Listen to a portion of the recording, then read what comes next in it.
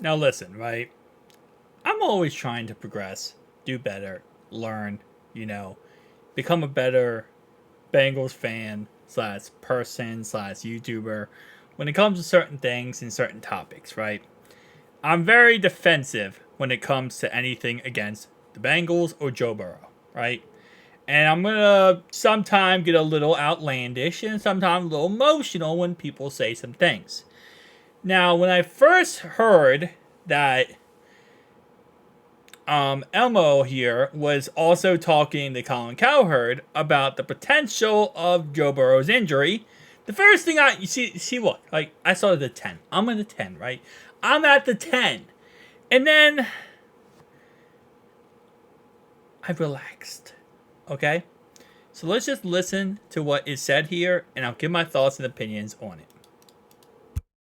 One of your favorite guys, and Burrow is the only active player who's stared down Mahomes and beat him in a game that matters. Are you at all worried that because of his injuries and now the Bengals, short order, probably going to lose T. Higgins, all that, like that we maybe have already seen the best of Joe Burrow we already saw, and he's not gonna reach that level again? No, but I do think one more injury and the Bengals have to draft another quarterback near the top first, second, third round. I said this today about Michael Penix. Last year, the Falcons had no good quarterbacks and couldn't win a bad division. This year, they'll have the two best quarterbacks, and you're complaining about it? We're getting to a point with Burrow that it's a real discussion. You've got to have at least a B backup. I think Burrow is going to have to own, hey, this team needs a backup.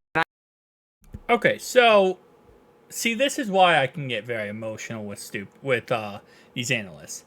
Elmo here makes no logical sense. Oh, well, Joe might have hit his peak and he's never going to be back at his peak. Which his peak was what? A Super Bowl? Beating Patrick Mahomes?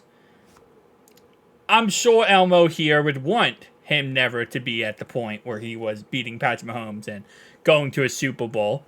But the fact of the fact is, he's going to go win multiple Super Bowls, and you can't, whether you like it or not, it's going to happen, right? So Elmo here, I don't really care about. Now, Colin, this is logical. See, this is, if I hear a commentator tell me that Joe Burrow is injury prone, he's not going to be that good, he's going to have injury problems forever, he's never going to finish the whole entire season, and yes, I've heard this stuff before, and how last year is the future of Joe Burrow. It's going to happen forever. And he's never going to win a Super Bowl. He's never going to get back to the championship. As Elmo here says, he's going to forever be at that kind of base level of trying to, reach what he once was. And he's never going to be there again. That's the type of stuff I get, kind of triggered by, ticked off by, and, I get a little emotional, right? And there is commentators out there who will say the Bengals need to draft another quarterback to replace Joe Burrow. There is people who say that because they say he's injury prone. Colin Cowherd, I think this is a logical statement. This is something I've been saying for a while. I love Jake Browning. I really do, right? But it's not a bad idea to have three quarterbacks on the roster. And I'm not going to sit here and say I think Joe's injury prone in any way possible. No, he's not. But you never know what's going to happen.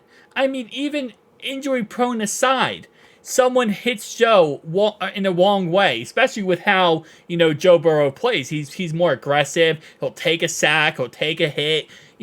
What if he slams his head against the ground and the NFL says, nope, concussion protocol, take him out of the game?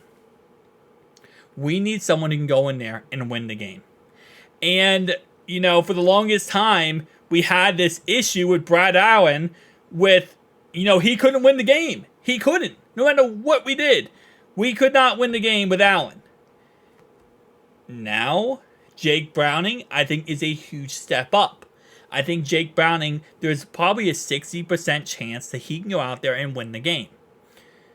The problem with drafting a quarterback in the first round is you do get that fifth-year option, but you're going to have to eventually pay him money, right? That's the problem. Now, second, third round, I'm not really against the idea. I believe I am correct here. Didn't we take Allen in the... All right, so Brandon Allen was drafted in the 6th round by the Jacksonville Jaguars in 2016.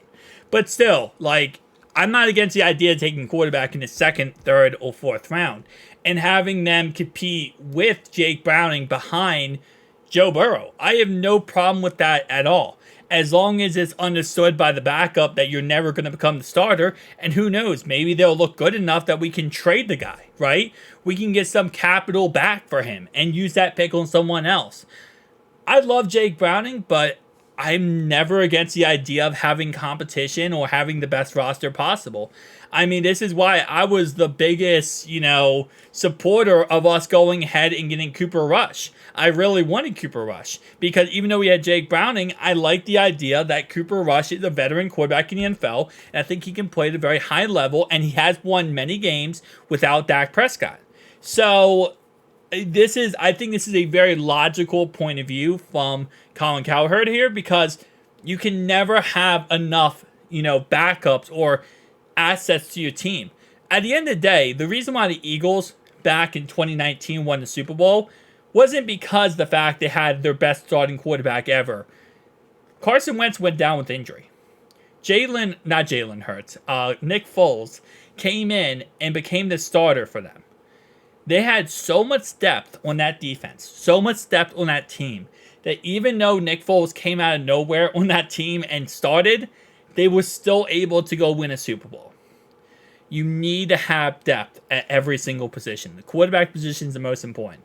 While I don't agree or think that Joe in any way is injury prone, I still will say anything can happen. I mean, anything. Like, we saw Jake Browning last year in a game get hurt where he messed up his hand and he had to come out for like a series or two. And then AJ McCarron came in the game and played. So anything is possible. So I agree. I very much agree. And I don't think Joe will take this as an offense to him. I don't think he will. In no way do I think that Joe will be like, oh, well, that's crazy. How would you dare how dare you draft a quarterback? The problem is, and I'm going to play the opposite side here now, because it is something you have to talk about, is utilizing that much draft capital at a position where if Joe does stay healthy for the full season, you're wasting that pick.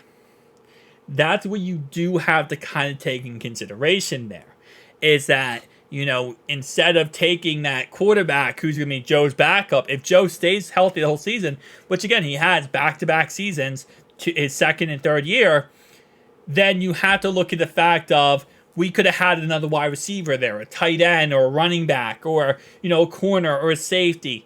And then those positions could get hurt throughout the season. And now you don't have a backup because you took a quarterback. Unless you take someone like Taysom Hill who can play a little bit of everything. But I think this is a very logical argument. And yeah, I'm okay with the idea of taking a quarterback, or going out there and trading for one and having 3 quarterbacks on the roster just in case. The best teams are the teams that prepare for the worst, okay? Last year, we have dealt with a lot of adversity, a lot of crap. We need to make sure we're prepared this year for anything that they throw at us. So, I'm not against this idea.